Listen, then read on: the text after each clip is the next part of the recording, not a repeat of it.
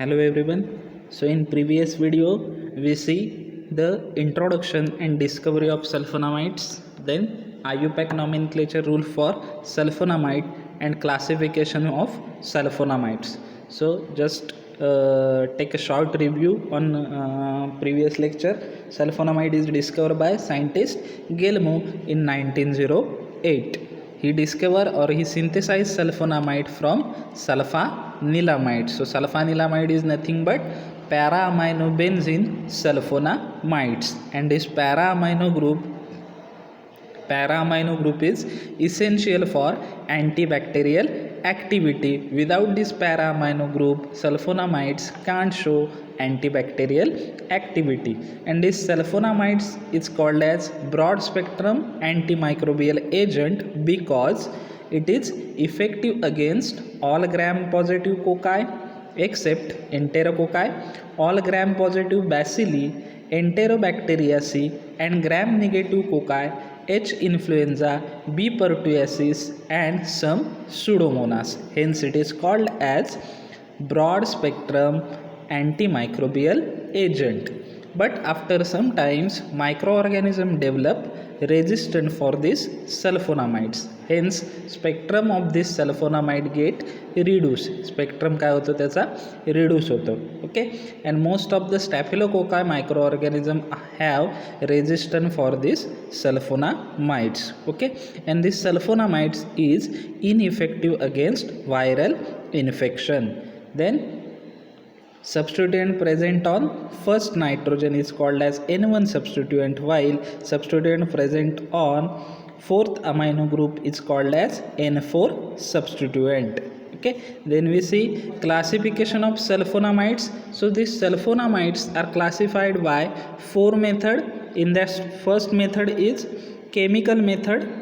In that chemical method there are again four subtypes, that is substituent on aromatic amino group, substituent on sulfonamido nitrogen, substituent on both amino and sulfonamido group, and sulfonamides without aromatic amino group. Then second types is antibacterial classification. In that sulfonamides used in eye infection, sulfonamide used in intestinal infection, then sulfonamide used in systematic infection, sulfonamide used in burn infection, sulfonamide used in urinary tract infection.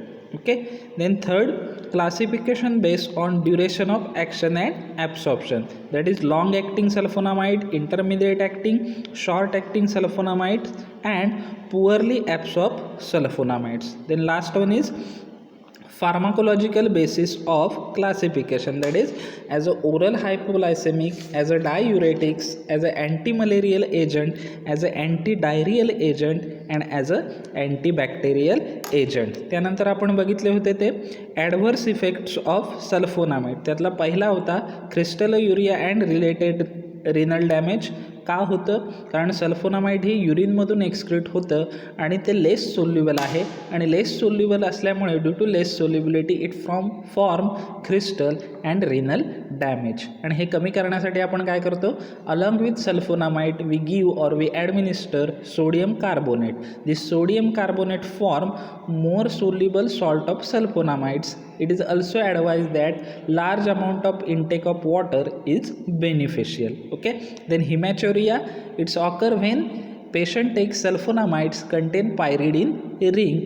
आणि हा हिमॅच्युरियाचा drawback आपण overcome कसा करू शकतो? By using alkali or fluid therapy or by using mixture of sulfonamides. Then hypersensitivity reaction like dermatitis, lupoid syndrome, hepatitis and pulmonary eosinophilia. Then in patient receiving sulfapyridine means sulfonamides contain pyridine ring, then that patient may cause aplastic anemia, leukopenia and agranulocytosis. Then long acting sulfonamide cause severe side reaction like Steven-Johnson syndrome, and some common side effect of sulfonamides are nausea, vomiting and headache. Okay, so this is regarding the previous review of previous lecture video. Then now today we are going to see metabolism as well as mechanism of action of sulfonamides. Okay, so हे sulfonamide कसं act होतं? So sulfonamides is nothing but para-aminobenzene sulphonamides हे chemically काय आहे, para amino benzene sulphonamides आहे. Okay. So आपले जे micro organism असतात, काय असतं, हे जे मायक्रो ऑर्गॅनिझम आहेत त्यांची काय असते, एक सेल वॉल असते आणि जोपर्यंत ती सेल वॉल आहे तोपर्यंत ते मायक्रो ऑर्गॅनिझम काय असतात, जिवंत असतात. आणि एकदा जर ती सेल वॉल डिस्टर्ब झाली की ते मायक्रो ऑर्गॅनिझम काय होतात, मरून जातात. मग ह्या सेल वॉल फॉर्म करण्यासाठी मायक्रो ऑर्गॅनिझमला काय लागते, स्वतःची ग्रोथ जर करायची असेल स्वतःची, तर त्याला आधी काय करावं लागतं, तर सेल वॉल तयार करायला लागते स्वतःची. ओके. आणि ही स्वतःची सेल वॉल तयार करण्यासाठी मायक्रो ऑर्गॅनिझमला एक केमिकल गरजेचं असतं. त्या केमिकलला म्हणतात PABA, PABA, capital P capital A capital B capital A, PABA, para amino benzoic acids. Okay. So para amino benzoic acid वापरून मायक्रो ऑर्गॅनिझम काय करतात, आपली सेल वॉलचं सिंथेसिस करतात. ओके. काय होतं, हे पॅरा अमायनो बेन्झोइक ॲसिडचं कन्व्हर्जन मायक्रो ऑर्गॅनिझम कशात करतात, डायहायड्रोपेट्रोएटमध्ये. डायहायड्रोपेट्रोएटचं कन्व्हर्जन डायहायड्रोफोलेटमध्ये. डायहायड्रोचं टेट्राहायड्रोफोलेटचं फोलिनिक ॲसिड आणि मग प्युरिन, आणि त्याच्यापासून ते काय करतात, आपलं DNA बनवतात. DNA म्हणजे काय, deoxyribonucleic acid. Without formation of DNA काय होत नाही, मायक्रो ऑर्गॅनिझमची ग्रोथ होत नाही. आणि ह्या DNA तयार करण्यासाठी कोणाची गरज असते, पाबा, पॅरा अमायनो बेन्झोइक ॲसिडची. आणि आपलं जे सल्फोनामाइड्स आहे त्याचं स्ट्रक्चर आणि पाबाचं structure, para amino benzoic ॲसिडचं structure काय असतं, सिमिलर असतं. त्याच्यामुळं सल्फोनामाइड काय करतं, मायक्रो ऑर्गॅनिझम बरोबर कॉम्पिटेटिव्ह इनिबिशन करतं. पाबा बरोबर काय करतं, कॉम्पिटेटिव्ह इनिबिशन. तुम्ही बायोकेमिस्ट्रीमध्ये शिकला असाल एन्झाईममध्ये. कॉम्पिटेटिव्ह इनिबिशन म्हणजे काय, पाबाचं स्ट्रक्चर आणि सल्फोनामाइडचं स्ट्रक्चर हे काय आहे, सिमिलर आहे. So it cause competitive antagonism. पाबाचं आणि सल्फोनामाइडचं स्ट्रक्चर सिमिलर असल्यामुळं काय होतं, जेव्हा आपल्याला जर एखाद्या मायक्रो ऑर्गॅनिझममुळे इन्फेक्शन झालं असेल, आता मायक्रो ऑर्गॅनिझमला DNA तयार करण्यासाठी काय लागतं, para amino benzoic acid.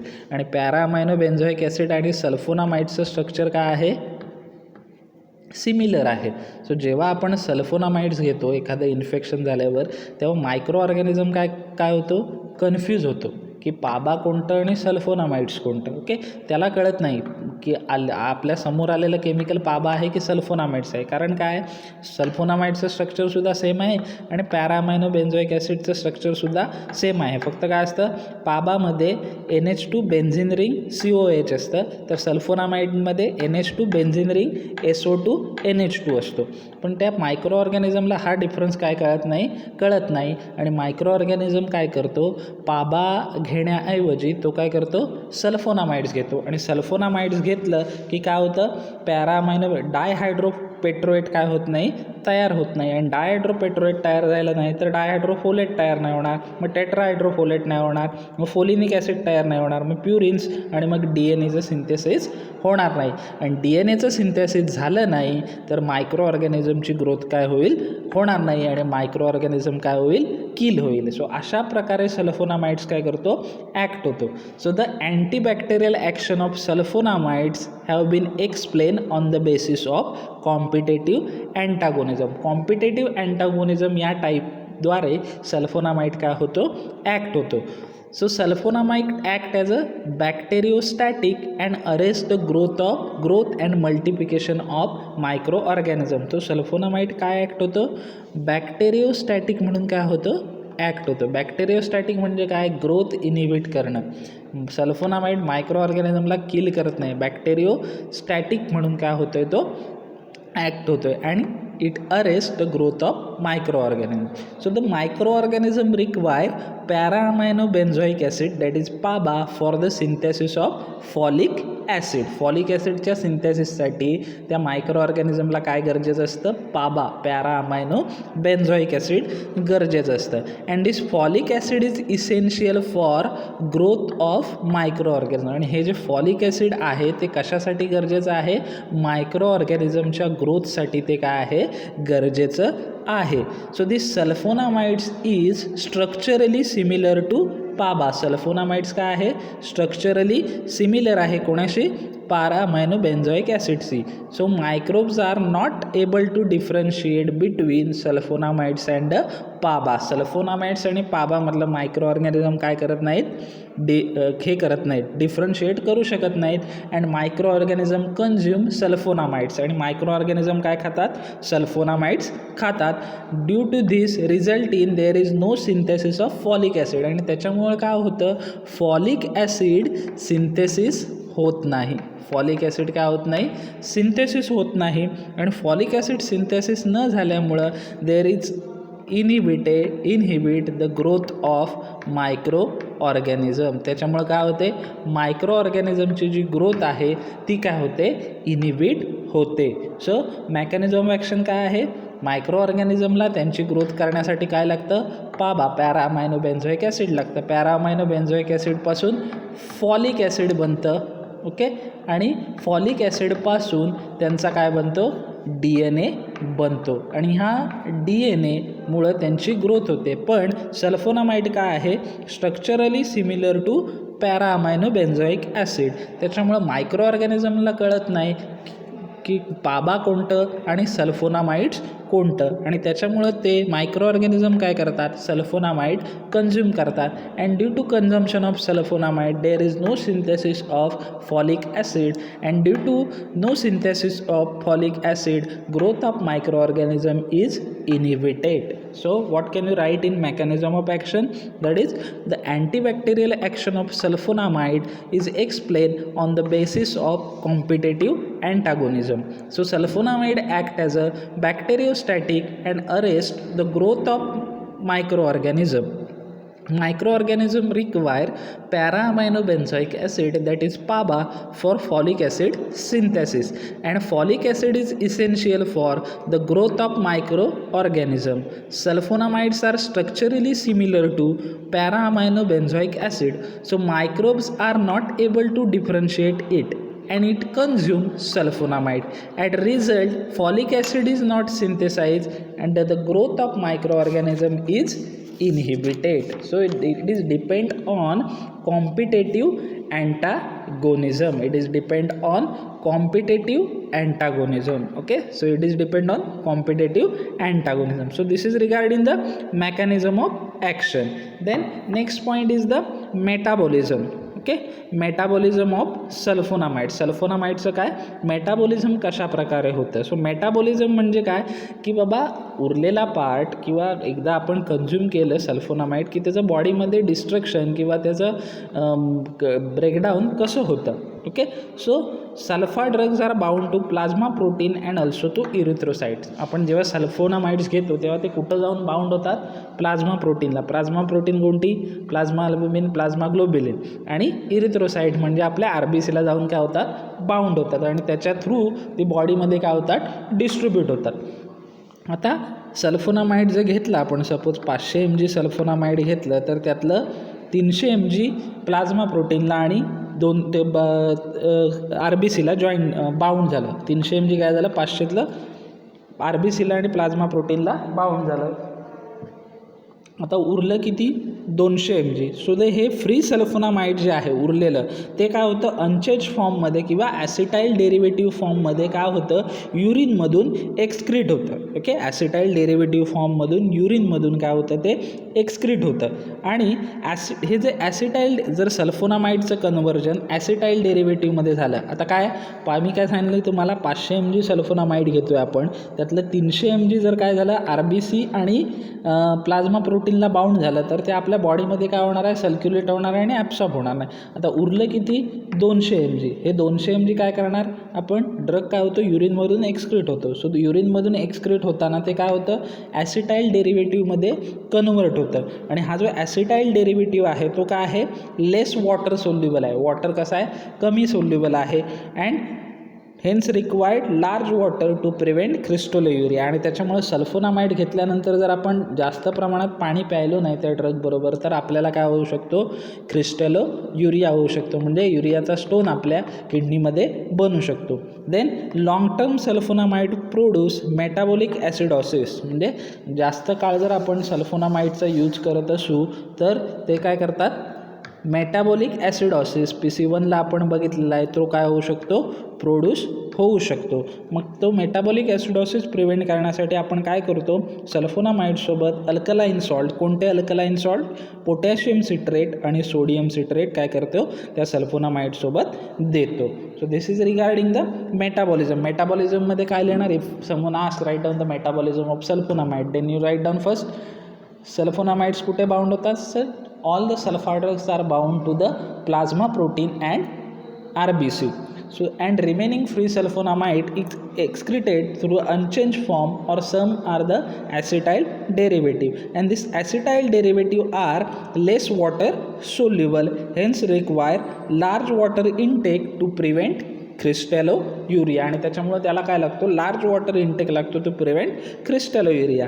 And if long term sulfonamides produces metabolic acidosis, to reduce or to prevent this metabolic acidosis we can administer alkali salt like potassium citrate or sodium citrate along with sulfonamide. सल्फोनामाइडसोबत आपण potassium citrate किंवा sodium सिट्रेटचे alkali salt देऊ शकतो. So this is regarding the mechanism of action and metabolism of sulfonamides. Then we start with our first drug, that is sulfadiazine. आता नोट्समध्ये सुद्धा आणि या पॉवर पॉईंटमध्ये तुमच्या स्क्रीनवरती ज्यांना ॲस्टरस्टिक्स म्हणजे नावासमोर हा स्टार दिसतोय फुलासारखा, तो स्टार केलेला असेल त्यांची स्ट्रक्चर आणि IUPAC नेम फक्त काय केलं जातं, एक्झामला विचारलं जातं. बाकीच्यांची स्ट्रक्चर आणि IUPAC नेम एक्झामला विचारलं जात नाही.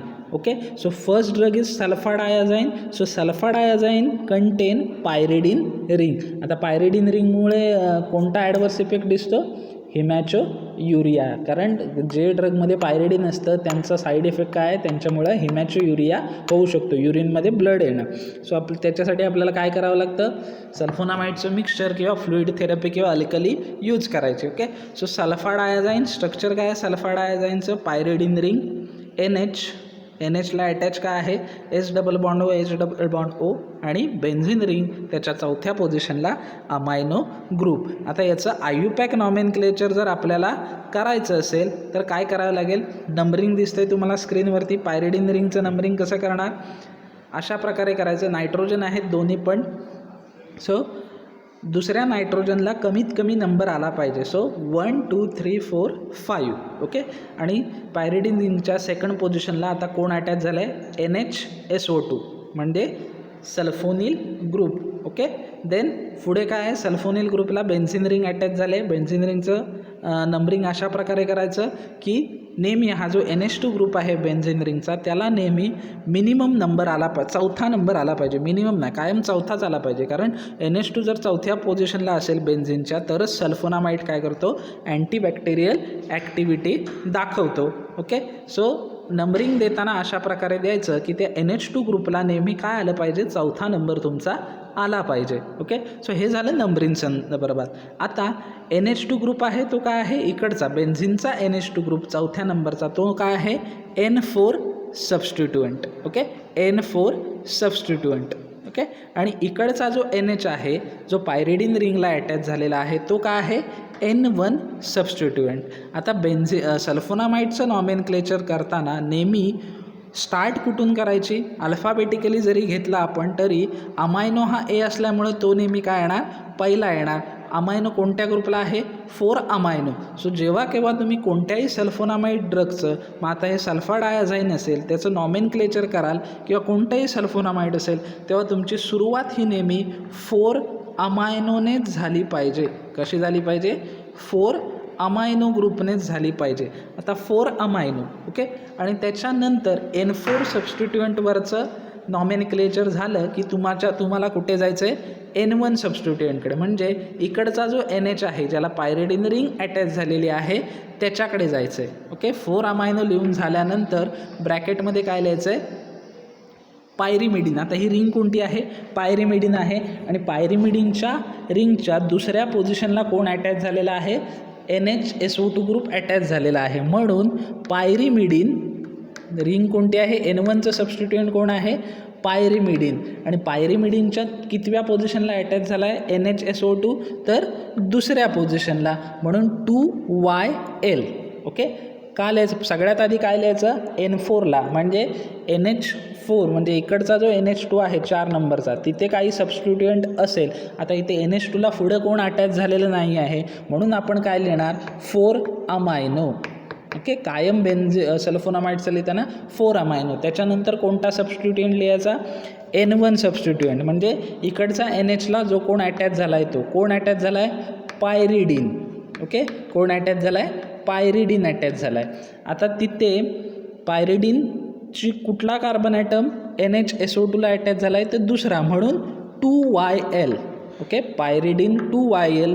आणि आपलं टोटल स्ट्रक्चर काय आहे, बेन्झिन सल्फोनामाइड्स. ओके, आपलं सल्फोनामाइड्स हे बेसिकली काय असतं, पॅरा अमायनो बेन्झिन सल्फोनामाइड्स असतं. Okay, so it is benzene sulfonamides. म्हणजे या कंपाऊंडचं नाव काय झालं, 4 अमायनो पायरिमिडिन 2YL किंवा 2 पायरिमिडिनिल लिहा, कसंही चालतं.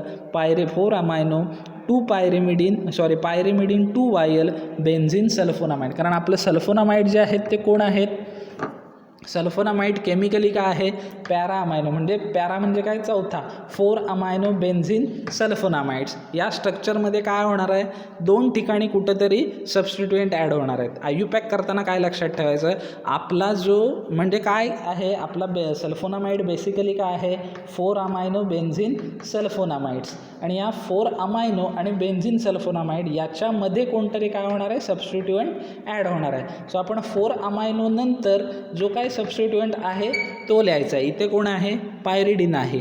सो पायरिडिनचा कुठला कार्बन ॲटम NHSO2ला अटॅच झाला आहे, तर दुसरा, सो पायरिडिन 2YL. ओके, आता इथे पायरिडिनच्या जागी CH3 असतात, मिथाईल ग्रुप असतात. So it is methyl 2YL और मिथेन 2YL. ओके, किंवा पायरिडिनच्या जागी पायरॅझोल रिंग असते, तर आपण काय लिहिलं असतं, 4 अमायनो पायरॅझोलचा तिसरा कार्बन असता, तर पायरॅझोल 3YL बेन्झिन सल्फोनामाइड्स लिहिलं असतं. Okay, so this is regarding the sulfadiazine. So sulfadiazine structure and IUPAC nomenclature is 4 amino pyridine 2YL benzene sulfonamide. एकच लक्षात ठेवायचं आहे, आपलं सल्फोनामाइड हे नेहमी 4 अमायनो बेन्झिन सल्फोनामाइड आहे. केमिकली बेसिक काय आहे, तो 4 अमायनो बेन्झिन सल्फोनामाइड्स आहे. आपल्याला फक्त या 4 अमायनो नंतर आणि बेन्झिन सल्फोनामाइड या वर्डच्या आधी दोघांच्या मध्ये काय करायचे, सबस्टिट्युएंट ॲड करायचे. ओके, जे काय अटॅच झालेले असतील ते. इथे आता पायरिडिन अटॅच झाला आहे म्हणून आपण पायरिडिन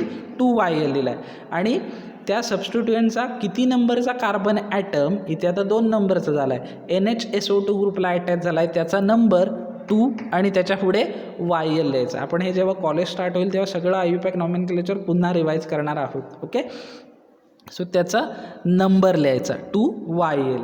ओके, आणि पहिलं सबस्टिट्युएंट कुठलं लिहायचं, NH2 4 नंबरचं आणि त्याच्यानंतर NH1 नंबरचं. So 4 amino pyridine 2YL. So this is IUPAC nomenclature of sulfa diazine. Okay, then sulfa diazine is a short acting sulfonamide. Sulfadiazine काय आहे, शॉर्ट ॲक्टिंग सल्फोनामाइड आहे. शॉर्ट ॲक्टिंग सल्फोनामाइड का short acting sulfonamide आहे ते, because short acting sulphonamide म्हणजे काय, त्यांचा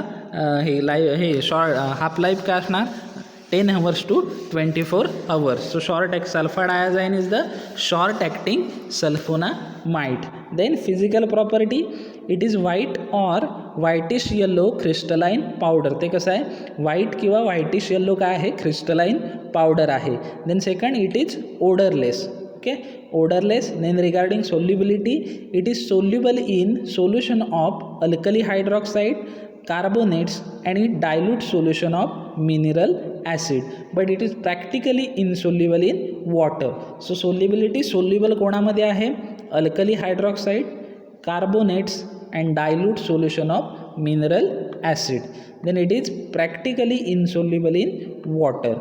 Then fourth physical property is that it slowly darken on exposure to light. जर लाईटच्या एक्सपोजरमध्ये आला तर तो काय होतो, डार्कन, काळा पडायला सुरुवात होतो. ओके, सो फिजिकल प्रॉपर्टी किती आहेत, 4. पहिली ऑकरन्स कसा आहे, it is white or whitish yellow. Nature कसं आहे, crystalline. Okay, so it is white or whitish yellow crystalline powder. Then second is odorless, Third one is it is soluble in solution of alkali hydroxide, carbonates, and in dilute solution of mineral acids. Okay, then it is practically insoluble in water.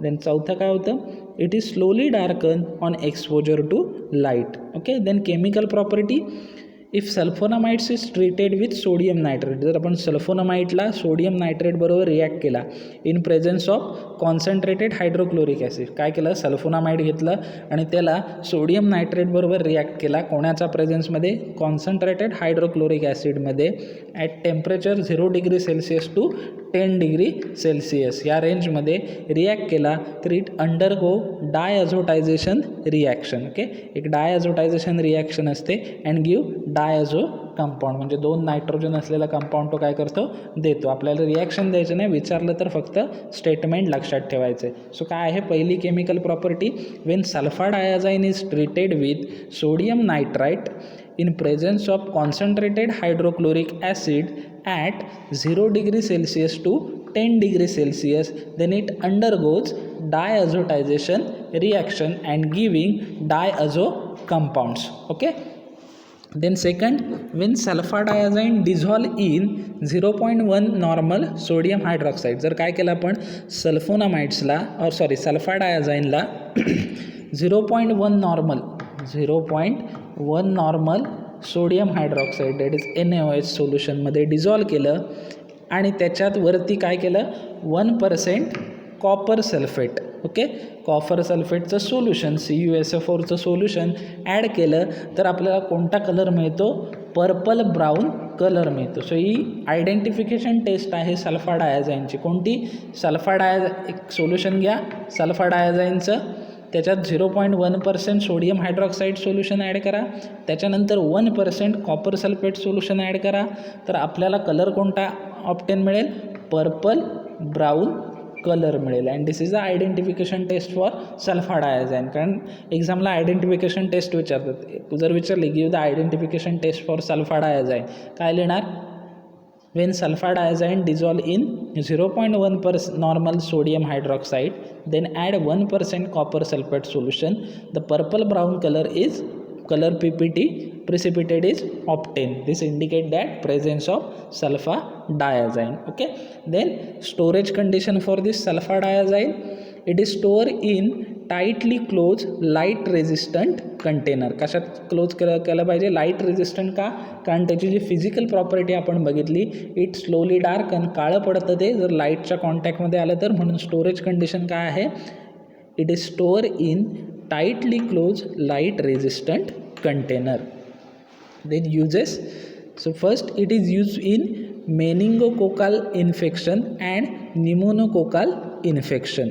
okay, due to less toxicity and it can penetrate into blood brain barrier. आपण HAPला first इयरला central nervous system शिकलो, त्याच्यामध्ये आपण BBB blood brain barrier बघितला आपण. Okay, आणि आपण जे ड्रग घेतो त्यातले सगळेच ड्रग काय होत नाहीत, ब्रेनमध्ये आतमध्ये जात नाहीत. ओके, फक्त जे drug blood brain barrier cross करू शकतात असेच ड्रग काय होतात, ब्रेनमध्ये ॲब्सॉर्ब होऊ शकतात. म्हणून मेनिंगोकोकल इन्फेक्शन मीन्स व्हॉट, मेनिंजायटिस बघितला होता आपण. ब्रेनचं कवरिंग आहे, त्याच्यामध्ये मेनिंजल फ्लुईड असतं, त्या फ्लुईडचं जर इन्फेक्शन झालं तर त्याला काय म्हणतात, मेनिंजायटिस म्हणतात. ओके, आणि हा मेनिंजायटिस इन्फेक्शन कोणत्या मायक्रो ऑर्गॅनिझममुळे होतं, meningococcal micro ऑर्गॅनिझममुळे.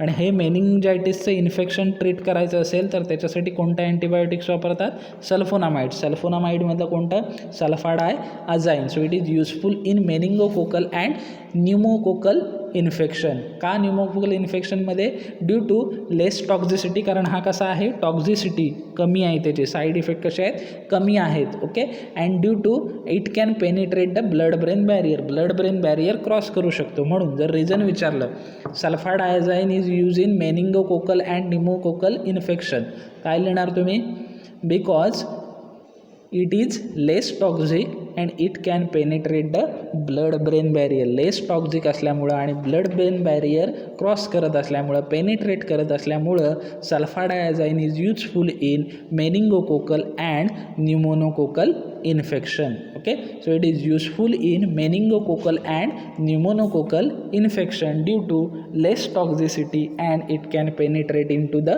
blood brain barrier. Okay, then second use, it is used in treatment of urinary tract infection, UTI, urinary tract infection मध्ये यूज करतात. देन सल्फा डायाझाईनचं सिल्वर सॉल्ट, म्हणजे सल्फा डायाझाईनला सिल्वर बरोबर combine केल्यानंतर एक salt तयार होतं, त्याला silver salt म्हणतात. त्याला नाव आहे silver sulfa diazine. It is combination of silver and sulfa diazine. Is use topically, म्हणजे सुपरफेशियली स्किनवरती लावतात. कशावेळी? In treatment of burn therapy, जळल्यामुळे भाजल्यामुळे ज्या जखमा होतील त्या ट्रीट करण्यासाठी सल्फा डायझाईनचं सिल्वर सॉल्ट, कोणतं? सिल्वर सल्फा डायझाईन यूज केलं जातं.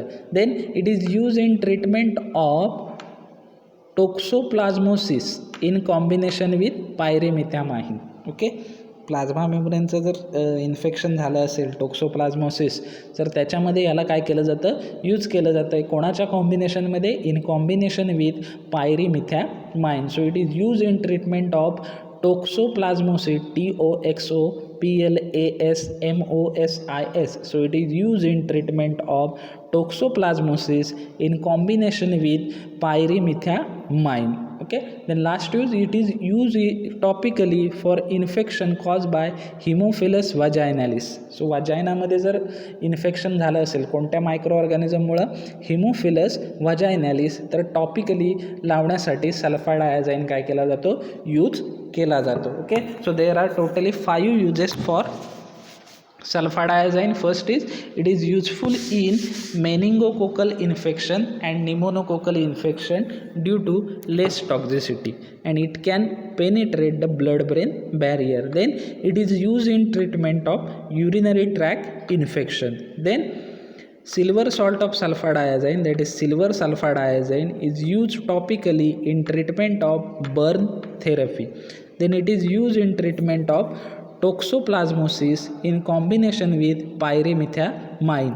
Then it is also topically used for infection caused by Haemophilus vaginalis. It is caused by Haemophilus vaginalis. Then या सल्फा डायझाईनचा डोस काय आहे?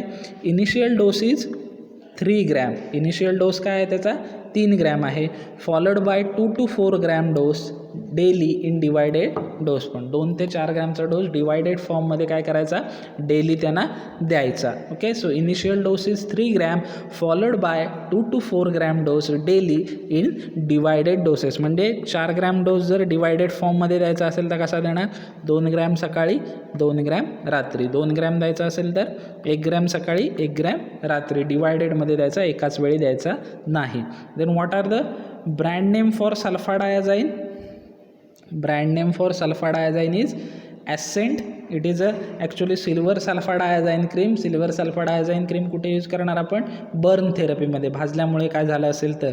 Then Sulzine, it is tablet, 500 mg sulfa diazine tablet. Then Stirazine, Atrina, then Cotrizine and Trimozyne. Okay, so there are 5 to 6 brand names. You can remember any 2. So Ascent is a silver sulfa diazine cream, Sulzine is a tablet, then Stirazine, Cotrizyme, Atrina and Trimozyne. Okay, Ascent, Sulzine, Stirazine, Cotrizyme, Atrina and Trimozyne. Okay, then one notes regarding एक point आहे जो remember ठेवायचा आहे. Sulpha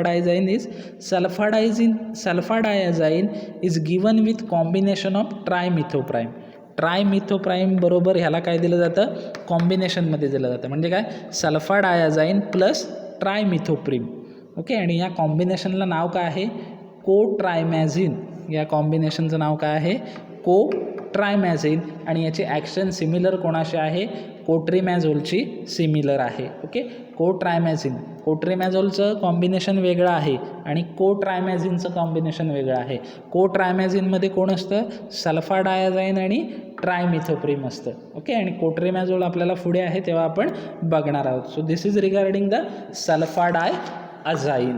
okay, Then second drug is the sulfaguanidine. This is also structure is required as well as IUPAC nomenclature is required. So sulfaguanidine structure काय आहे, benzene ring. Obviously benzene रिंगच्या चौथ्या पोझिशनला amino group असणार आणि पहिल्या पोझिशनला SO2NH. आणि ह्या NHला आता कोण अटॅच झालेला आहे, C double bond NH dash NH2. या स्ट्रक्चरला काय म्हणतात, C double bond NH NH2. कारण आपलं जर आपण तुम्ही हा C डबल बॉन्ड NH आणि NH2 काढून टाकला तर आपलं स्ट्रक्चर काय राहील, NH S double bond O double bond O benzene ring चौथ्या पोझिशनला अमायनो. म्हणजे आपलं स्ट्रक्चर जे पॅरा म्हणजे 4 अमायनो बेन्झिन सल्फोनामाइड्स राहील.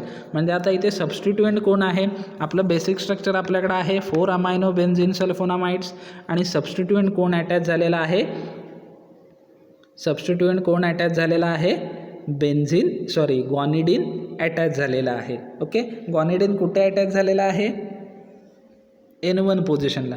आणि तुम्हाला सांगितलं आपलं पहिलं तुम्ही काय केला, रफली 4 अमायनो बेन्झिन सल्फोनामाइड लिहून घ्या.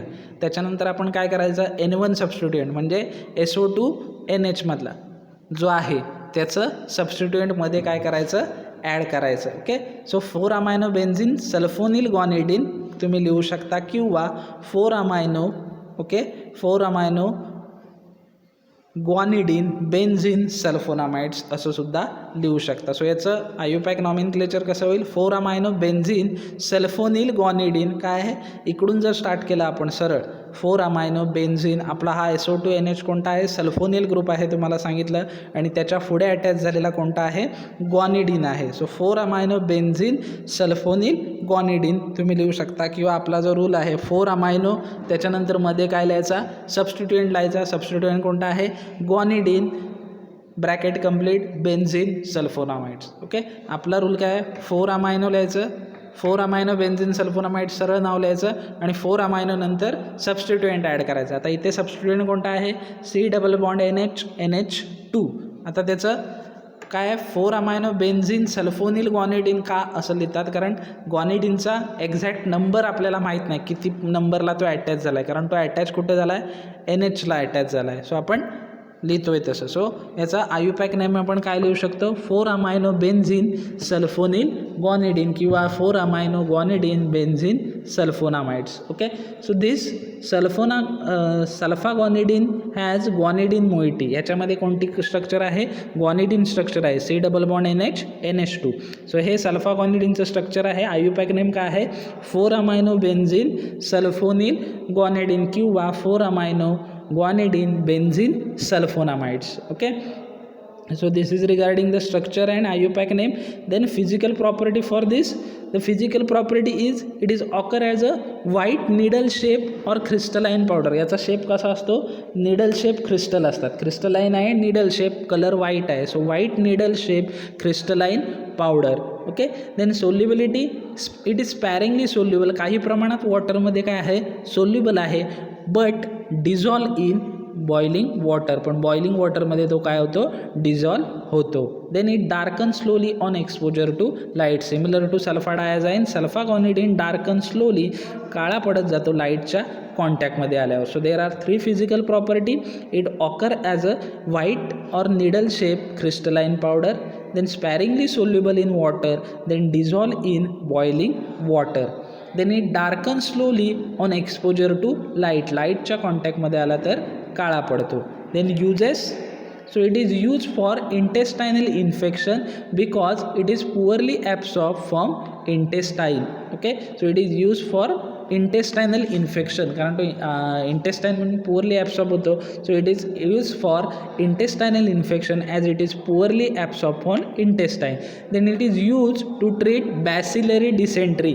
बॅसिलरी मायक्रो ऑर्गॅनिझममुळं ज्या डिसेंट्री होतात त्या ट्रीट करण्यासाठी यूज करतात सल्फाग्वानिडीनला. सो सल्फाग्वानिडीनचे युजेस काय आहेत, it is use for intestinal infection as it is poorly absorb from intestine. Then it is use to treat bacillary dysentery. Bacillary dysentery treat करायला काय केलं जातं, याला यूज केलं जातं. Then brand name for sulfaguanidine is that Sulfaganin 500. Okay, Sulfaganin 500 tablet, okay, ज्याच्यामध्ये sulfaguanidine असतं 500 mg. Then this sulfaguanidine is no longer official नाव, म्हणजे हा ड्रग जो आहे ऑफिशियली आता यूज केलं जात नाही किंवा आता ऑलमोस्ट याचं मॅन्युफॅक्चरिंग केलं जात नाही सल्फागोनिडिनचं, ओके. आधी केलं जायचं पण आता तो बॅन आहे. So this sulfaguanidine is no longer official नाव, ऑफिशियली हा अवेलेबल नाही. याचं मॅन्युफॅक्चरिंग प्रोडक्शन काय आहे, बॅन आहे. त्याचं ब्रँड नेम कोणता आहे, सल्फागानिन, ओके. ब्रँड नेम कोणता आहे त्याचं, सल्फागानिन, ओके. सो आज आपण काय काय बघितलं, आज आपण पहिल्या तरी बघितली ती mechanism of action. Mechanism of action काय आहे सल्फोनामाइडची, ही कशा प्रकारे ॲक्ट होते, कॉम्पिटेटिव्ह अँटागॉनिझममुळं. कशी कॉम्पिटेटिव्ह अँटागॉनिझममुळं, तर सल्फोनामाइड्स आहे structural similarity with paraamino benzoic acid, okay. त्याला स्ट्रक्चरल सिमिलॅरिटी आहे and micro organism require PABA paraamino benzoic acid for DNA synthesis, okay. And sulfonamides have structural similarity with this PABA. As sulfonamides have structural similarity with PABA, microorganism can't differentiate between PABA and sulf. Microorganism काय करू शकत नाहीत, पाबा आणि sulphonamide मधलं differentiate करत नाहीत. त्यामुळे ते काय करतात, पाबाऐवजी सल्फोनामाइडला खातात आणि सल्फोनामाइडला खाल्ल्यामुळं त्यांचं फॉलिक ॲसिड सिंथेसिस काय होतं, इनिबिट होतं. आणि फॉलिक ॲसिड सिंथेसिस इनिबिट झाल्यामुळं काय होतं, त्यांची पुढची ग्रोथ काय होते, थांबते. सो या कॉम्पिटेटिव्ह अँटागोनिझम थ्रू ते काय होतं, ॲक्ट होतं. देन मेटाबॉलिझम काय आहे, मेटाबॉलिझम काय आहे, तर सल्फोनामाइड ड्रग कशाला बाउंड होतात, प्लाझ्मा प्रोटीन आणि RBC म्हणजे इरिथ्रोसाईटला बाउंड होतात. आणि उरलेला जो फ्री फॉर्म आहे तो युरिनमधून काय होतो, एक्सक्रीट होतो. मग तो unchanged as a it is sulphonamide excrete होतो किंवा त्या सल्फोनामाइडचं कन्व्हर्जन कशामध्ये होतं, ॲसिटाईल डेरिव्हेटिव्हमध्ये होतं. आणि हा जो ॲसिटाईल डेरिव्हेटिव्ह आहे तो वॉटर लेस सोल्युबल आहे, लेस वॉटर सोल्युबल आहे. त्याच्यामुळे जर आपण या सल्फोनामाइडबरोबर पाणी जास्त प्यायलो नाही तर क्रिस्टलो युरिया काय करू शकतो, आपल्याला होऊ शकतो. म्हणून हा क्रिस्टलो युरिया प्रिव्हेंट करण्यासाठी सल्फोनामाइड घेतल्यानंतर आपल्याला मोठ्या प्रमाणात, जास्त प्रमाणात वॉटर, पाणी पिणं गरजेचं आहे. आणि जर लॉंग टर्म सल्फोनामाइड म्हणजे बऱ्याच कालावधीसाठी जर आपण सल्फोनामाइड यूज करत असू तर this long term sulfonamide may cause metabolic acidosis, okay. And to prevent this metabolic acidosis आपण सल्फोनामाइडसोबत काय घेतलं पाहिजे, अल्कली सॉल्ट, कोणते, पोटॅशियम सिट्रेट किंवा sodium citrate, to keep our urine alkaline, म्हणजे आपलं युरिन ॲसिडिक न होता अल्कलाईन कंडिशनला आपण ठेवू शकतो. त्याच्यानंतर आपण 2 कंपाऊंड बघितली, सल्फाडायाझाईन. त्यातलं पहिलं सल्फाडायाझाईनचं स्ट्रक्चर काय आहे, पायरिडिन रिंग, NHSO2, बेन्झिन रिंग, चौथ्या पोझिशनला अमायनो ग्रुप. सल्फाडायाझाईनचा आयुपॅक नेम काय आहे, 4 amino 2 pyridine 2YL benzene sulphonamides, okay. Then त्याची ब्रँड नेम कोणती होती, ॲसेंड होतं, सुलझाईन होतं, ॲसेंड क्रीम आहे, सुलझाईन टॅबलेट आहे, देन स्टिराझाईन होतं, कोट्रिझाईन आहे, ॲट्रिना आहे आणि ट्रायमोझाईन आहे, ओके. त्याच्यानंतर आपण सल्फागोनिडिन बघितला. सल्फागोनिडिनचं स्ट्रक्चर काय आहे, बेन्झिन रिंग, NH2SO2NH. हे स्ट्रक्चर कुठल्याही सल्फोनामाइडमध्ये आपलं कॉमन राहणार आहे आणि त्याला ग्वानिडिन मोइटी म्हणजे C डबल बॉन्ड NH2 ही काय झालेली आहे, अटॅच झालेली आहे. याचं आयुपॅक नॉमेनक्लेचर तुम्ही 2 प्रकारे लिहू शकता. एक आपलं 4 अमायनो बेन्झिन सल्फोनामाइड आणि 4 अमायनो आणि बेन्झिन सल्फोनामाइड याच्यामध्ये सबस्टिट्युएंट ॲड करायचा ग्वानिडिन. सो 4 अमायनो ग्वानिडिन बेन्झिन सल्फोनामाइड लिहू शकतो किंवा 4 अमायनो बेन्झिन सल्फोनिल ग्वानिडिन आपण काय करू शकतो, लिहू शकतो, ओके. आणि एक रिझन आपण बघितलं होतं काय, तर सल्फाडायाझाईन मेनिंगोकोकल आणि निमोकोकल इन्फेक्शनमध्ये वापरतात का, because it is less toxic and it can penetrate into blood brain barrier, okay. So remaining compound we will see into next lecture video, okay. Thank you very much, stay safe, stay healthy, thank you.